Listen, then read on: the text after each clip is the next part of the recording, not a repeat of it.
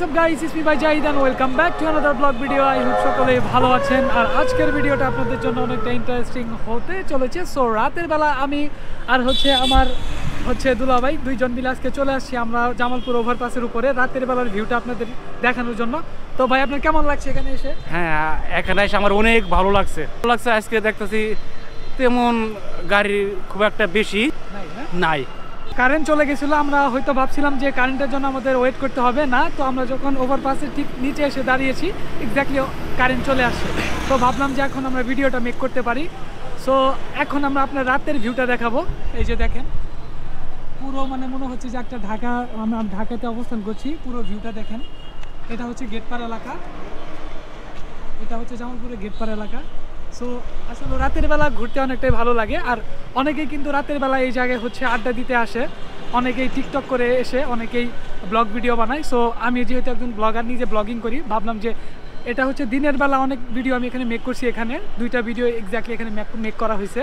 তো আজকে ভাবলাম যে যেহেতু বড় ভাইকে সাথে পেয়ে গেলাম, সো ভাইকে নিয়ে ধন্যবাদ এই ভিডিওটা আজকে মেক করবো। দিনের বেলার ভিউটা খুবই আমেজিং একটা ভিউ, বাট লোকজন আজকে কম। আর আমরা আজকে এক্স্যাক্টলি বের হইলাম যেহেতু আমরা একটু কন্টেন্ট ক্রিয়েশন করে থাকি, আমাদের আপনার একটু ভিডিও করাই লাগে, তো সেই জন্য রাতের বেলার আজকে চলে আসলাম। তো আপনারা যারা জামালপুরে ঘুরতে আসবেন অবশ্যই আপনারা এই জামালপুরের ওভারপাসটি একটু ঘুরে যাবেন। এটি হচ্ছে শুধু বৃহত্তর ময়মনসিংহ, শুধু ময়মনসিংহ ডিভিশনের প্রথম একটা ওভারপাস।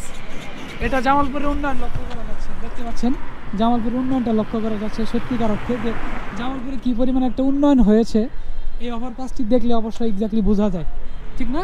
হ্যাঁ, একদম সত্য। রনি অনেক সুন্দর ভিডিও বানা, তার কন্টেন্টগুলো আমরা দেখি।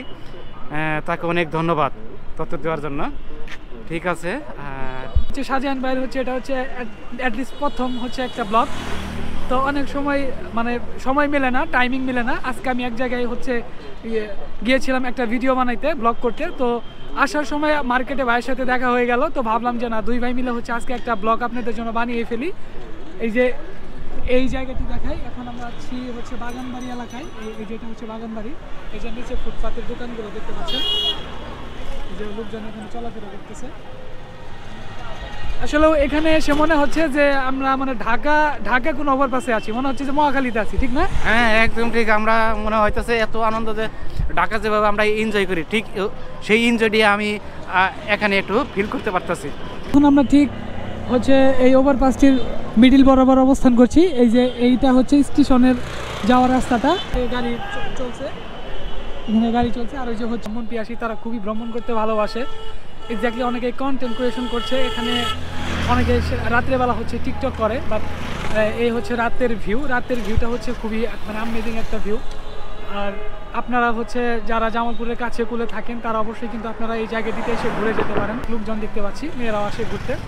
আসলেও জামালপুরের এটা একটা অদ্ভুতপূর্ণ একটা উন্নয়ন বললেই চলে। রাতের বেলার মুক্ত আকাশে ঘুরে বেড়ানোর মজাটাই আলাদা। কিন্তু প্রায় ওভারঅল এখান থেকে মনে হচ্ছে ওই মাথা থেকে এই মাথা আসতে সম্ভবত 5 মিনিটের মতো সময় লাগে, ঠিক না? হ্যাঁ, 5 মিনিটের মতো সময় লাগে, এক্স্যাক্টলি 5 মিনিটের মতো সময় লাগে। তো এটাই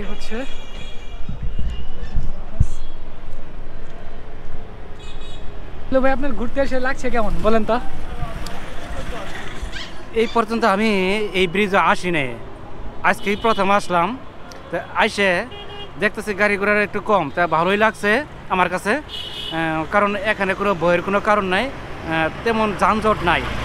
আমি দেখে অনেক মজা পাচ্ছি। তোর একটা কথা বলেছি, এখানে সিকিউরিটি ব্যবস্থা খুবই ভালো। এখানে আপনি রাতের বেলা ঘুরতে আসবেন, হয়তো একটা চিন্তার ব্যাপার থাকে, এক্স্যাক্টলি এরকম কোনো ব্যাপার না। এখানে সিকিউরিটির ব্যবস্থা খুবই ভালো, তারপরে একটু সচেতন হয়ে থাকাটা সব থেকে বেটার। এটা মহিলা কলেজ, এই যে রাতের বেলা মহিলা কলেজের গেট।